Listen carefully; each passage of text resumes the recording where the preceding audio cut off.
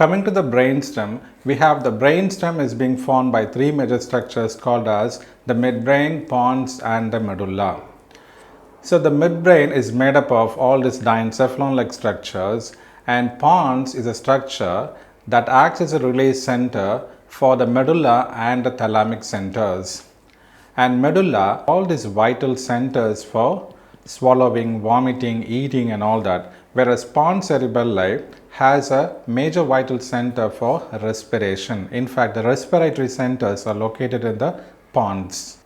Coming to these pathologies in the brain, so we find other than this hematoma and abscess, these are all the commonest pathological findings. So when we come to this abscess or hematoma, you will have to figure out what exactly is the location of this hematoma or abscess.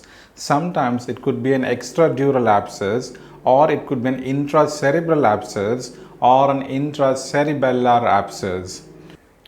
So please figure out the type of abscess or hematoma and see the location of such abscess. Is it in the extradural or intracerebral or intracerebellar? Because we might have specific codes when all these anatomical sites are being specified.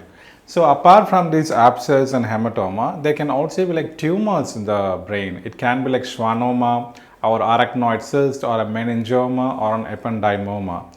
So for all such tumors, we also have specific code sets. There is one particular tumor called as a CP angle tumor, which is nothing but the Cerebello-Pontine angle. So this is a space that is being formed between the cerebellum and the pons.